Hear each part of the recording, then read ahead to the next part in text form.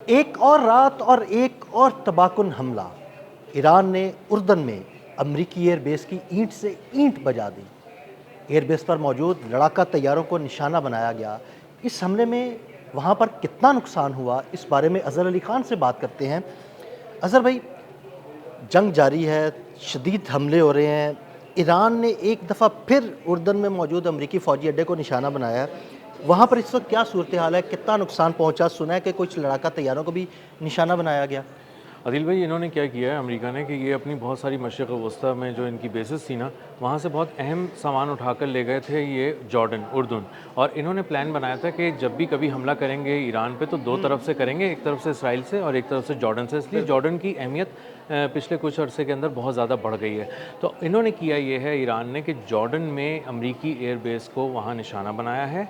और उस एयरबेस की वाकई आपने जो कहा ना, ईंट से ईंट बजा दी, तो ईंट से ईंट बजा दी। वहाँ पे एक बहुत बड़ा सर्वेलेंस सिस्टम लगा हुआ था, वो उड़ा दिया है। वहाँ पे रडार की जो कैपेबिलिटी थी, देखने की कैपेबिलिटी थी, उसको सबको उड़ा के रख दिया है, सब तबाह कर दिया है। ख़ास तौर पे एक नया उन्होंने एक डिफेंस सिस्टम और सर्वेलेंस सिस्टम लगाया था वेस्ट एशिया के लिए, यानी मशरिक़ वस्ता पे नज़र रखने और के लिए। सुना है कि ये जो इन्होंने सर्विलेंस सिस्टम लगाया था, ये हाल ही में जो है ना वहाँ पर इंस्टॉल किया गया था, ताकि वस्त एशियाई रियासतों पर नज़र रखी जा सके। जी, इन्होंने असल में किया ये था कि पहले ना बहरीन वगैरह में कुछ चीज़ें लगाई थी और वहाँ से ये पूरी मशरिक़ वस्ता को देखते थे। एक अरब डॉलर के रडार से देखते थे, बहुत सारा इक्विपमेंट लगाया हुआ था। इन्होंने अब ये किया कि अब जॉर्डन को मजबूत करना शुरू किया। इन्होंने कहा कि मशरिक़ वस्ता की एयर बेसिस के बजाय अब जॉर्डन में लेकर आएँ। ये अपना थार्ड सिस्टम भी वहाँ लेकर आए, जो इनका इंटरसेप्टर का पूरा सिस्टम था, मल्टी लेयर डिफेंस सिस्टम, और मुख्तलिफ़ किस्म की चीज़ें ला के इन्होंने वहाँ पे महफूज की। इन्होंने अपने बहुत सारे F-16 तैयारे भी वहाँ ले आके खड़े कर दिए थे, ताकि कभी मशरिक़ वस्ता की किसी बेस पे हमला हो तो ये सब चीज़ें बच जाएँ। अब मामला ये हुआ है कि ईरान को समझ आ गई है और उसको अंदाज़ा हुआ है, तो उसने जॉर्डन को निशाना बनाना शुरू किया है। आज जब उन्होंने निशाना बनाया है तो जॉर्डन में उन्होंने एक फ़ाइटर जेट्स के स्टोरेज रैम को निशाना बनाया है। अच्छा। जी, स्टोरेज रैंप आदिल भाई उस मकाम को कहते हैं जहाँ बहुत सारे तैयारे खड़े होते हैं और अभी उन्हें फ़ौरन उड़ाना नहीं होता, उनकी बारी नहीं आई होती। तो ये एक्टिव मिलिट्री पर्पसेस के लिए नहीं होते, ये वैसे खड़े होते हैं, लेकिन ये जदीद तैयारे होते हैं और बिल्कुल तैयार हालत में होते हैं। और उस रैंप को निशाना बनाने का मतलब ये है कि कई एक अमरीकी फ़िज़ाई जदीद तैयारे तबाह कर दिए गए हैं। अगर कामयाबी से वहाँ पे खैबर शिकन मिज़ाइल जैसे बैलिस्टिक मिज़ाइल जो पेनिट्रेट करते हुए जा रहे हैं, तो उसका मतलब ये है कि एक तो उनका वहाँ पे मल्टी लेयर डिफेंस सिस्टम जो लगा था वो मुकम्मल तौर पर नाकाम हो गया रोकने में मिज़ाइलों के ईरान के। और ईरान ने जिन कोऑर्डिनेट्स पे हमला किया, ईरान को अच्छी तरह पता था कि उसे बचे कुचे किन अहदाफ को निशाना बनाना है जॉर्डन की एयरबेस पे। और इसीलिए उन्होंने जब हमला किया है तो उन्होंने फाइटर जेट्स के स्टोरेज रैम को निशाना बनाया है, रडार्स को, सर्वेलेंस सिस्टम को, और पूरे वेस्ट एशिया को जो नज़र रखने के लिए एक नया सर्वेलेंस सिस्टम था उसको भी तबाह किया है। तो ये एक बहुत बड़ी ख़बर है जो जॉर्डन से आ रही है। और ये अमरीकी जो ख़ास तौर पे फ़ौज है, ख़ुद डोनाल्ड ट्रंप जो हैं, ये उनके लिए एक बहुत ही दिलखराश ख़बर है। और उनका दिल इस वक्त रो रहा होगा क्योंकि जॉर्डन में उन्होंने मिलिट्री बिल्डअप दो तरफ से तबाह करने के लिए ईरान को किया था। तो इसका मतलब ये है कि अगर ये हमला है और कामयाब हमला है तो इस अमेरिका को बहुत ही बुरी चोट पहुंचाई गई है। और अब कम से कम जॉर्डन से कोई हमला करते हुए बहुत ही एहतियात का मुजाहरा करेगा अमेरिका। और उसको पता चल गया होगा कि अगर वो बंदर अब्बास पे हमला करता है और जज़ायर पे कब्ज़ा करने का सोच रहा है तो उसको अभी यहाँ तो सरप्राइज़ मिलना ही है, उसको दूसरी जो मशरिक़ वस्ता की बेसिस हैं उन पर बहुत बड़े बड़े सरप्राइज़ अभी मज़ीद अमेरिका के मुंतज़िर हैं। तो अज़हर भाई, इतने शदीद हमले किए जा रहे हैं ईरान की जानिब से, और ये दावे कर रहे थे कि उर्दन ने हमने फ़िज़ाई दिफ़ाई निज़ाम लगा लिया है और ईरान की जानिब से किए गए किसी भी हमले का जवाब दिया जाएगा और उन हमलों को रोका जाएगा। लेकिन जितने हमले ईरान की जानिब से किए जा रहे हैं, वो उनको रोकने में नाकाम क्यों हो रहे हैं? वो इसलिए हो रहे हैं आदिल भाई कि ये हिकमत अमली पे चल रही है ईरानी पासदारान इनकलाब। ये भड़के नहीं मारते। ये क्या करते हैं, ये एग्जैक्टली जब तक इनके पास कोऑर्डिनेट्स नहीं होते ये कोई बात ही नहीं करते। कोई आपने नाम नहीं सुना होगा पिछले कुछ अरसे के अंदर कि हम जॉर्डन को निशाना बनाएंगे 2 महीने पहले। ये सोचते थे, ये अक्सर कहते थे कि हम मशरिक़ वस्ता की कुछ बेसिस को बनाएंगे।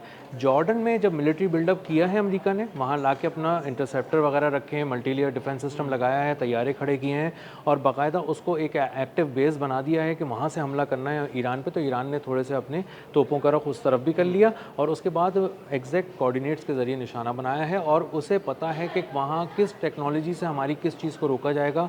इसलिए वहाँ पे एडवांस टेक्नोलॉजी का इस्तेमाल होता बड़ी है। हैरत की बात है कि ईरान को इस चीज़ का भी अंदाज़ा है कि वहाँ पर कौन सी टेक्नोलॉजी है, किस टेक्नोलॉजी से हमारी टेक्नोलॉजी को रोका जा सकता है, और हमारी टेक्नोलॉजी को अगर रोका जाए तो हम उसका तोड़ क्या निकालेंगे। मैं बड़ा हैरान हूँ कि ईरान ने पूरी तैयारी की हुई है। बस वही ना आदिल भाई, बात यह है कि ईरान ने की मदद की जा रही है, ईरान को मदद हासिल है अपने दोस्तों की। चीन की टेक्नोलॉजी है, रशियन टेक्नोलॉजी का तस्करा हो रहा है, सैटेलाइट इमेजेस हैं, 4K वीडियोज़ हैं सैटेलाइट की, जिससे वो देख रहे हैं, अंदर तक झांक रहे हैं वेयर हाउसेज़ के।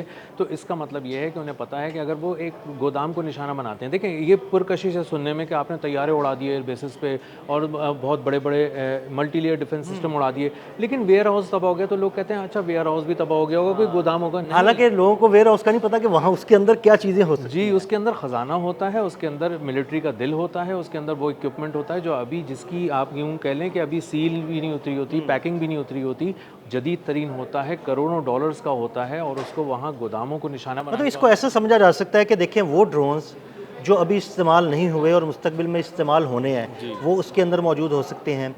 वो मिज़ाइल या बॉम्ब्स जो लड़ाका तैयारों पे फिट किए जाने हैं मुस्तकबिल के लिए, अभी नहीं किए गए, वो उस वेयर हाउस के अंदर हो सकते हैं। वो इक्विपमेंट जो लड़ाका तैयारों को एनहेंस करने के लिए इस्तेमाल किया जाता है, वो उसके अंदर हो सकता है।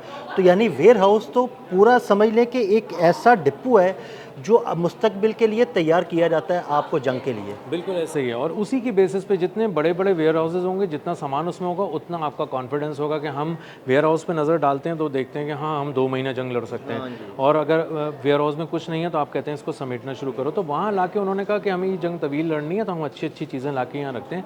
उन्होंने अपना बेहतरीन मिलिट्री इक्विपमेंट वहाँ ला के रखा वेयर हाउसेज में जॉर्डन की, और उसको ख़ास तौर पे इसीलिए कोऑर्डिनेट्स के ज़रिए निशाना बनाकर तबाह किया गया। और इसी तरह उन्होंने बहुत बड़ा सर्वेलेंस सिस्टम उड़ा दिया। उनका सर्वेलेंस सिस्टम की अहमियत बहुत ज़्यादा है, ये वो आंख है जो आने वाली चीज़ को भी देखती है और जहां हमला करना है उसको भी देख रही तो होती यानी है। अगर उस सर्विलेंस सिस्टम को उड़ा दिया तो वो अमेरिका तो बिल्कुल अंधा हो गया, उसे तो समझ में ही नहीं आ रहा होगा या नज़र भी नहीं आ रहा होगा कि भाई क्या कौन सा इक्विपमेंट आ रहा है, कौन सा ड्रोन आ रहा है, कौन सा मिसाइल आ रहा है जो उसे निशाना बनाएगा। बिल्कुल ऐसा ही है, इसकी बहुत ज़्यादा अहमियत है, लेकिन इसकी अहमियत बहुत ज़्यादा है जॉर्डन वाले की, इसलिए ज़्यादा है कि वहाँ पे पूरे वेस्ट एशिया को देखने के लिए ख़ास अजहर भाई वेस्ट एशिया को, सेंट्रल एशिया को, मिडल ईस्ट को, तमाम खित्तों को जो है ना वो देखने के लिए ये सर्विलेंस सिस्टम जो है ना लगाया गया था। बिल्कुल, और ये आप उसका सब्स्टिट्यूट कह लें एक तरह से आसान अल्फाज में, जो बहरीन में 1.1 अरब डॉलर का उन्होंने एक रडार लगाया था जो 5000 किलोमीटर दूर तक देखता था और आने वाले ऑब्जेक्ट को भी देखता था और समंदरों, फ़िज़ाओं, ज़मीन पर होने वाली मूवमेंट्स को ट्रैक करता था।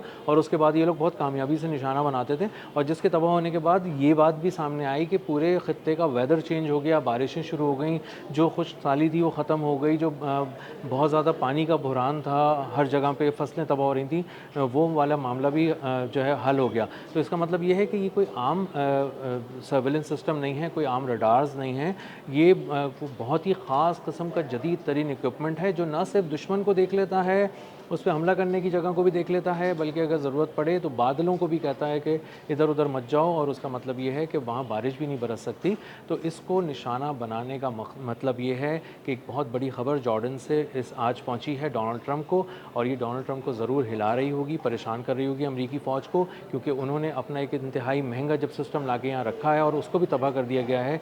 तो ईरान ने अमरीका को जॉर्डन की पिच पे जो है वो नॉकआउट कर दिया है, और अब अमरीका को पता चल गया है कि जॉर्डन को बहुत ही एक्टिव मिलिट्री बेस के तौर पे ईरान के ख़िलाफ़ इस्तेमाल नहीं किया जा सकता। अगर वहाँ से कोई हमला होगा तो जॉर्डन पर एक बार फिर क़यामत बरसेगी। बहुत शुक्रिया अज़हर भाई, बिल्कुल जॉर्डन पर एक दफ़ा फिर क़यामत बरसेगी अगर वहाँ से ईरान पर कोई हमला किया गया।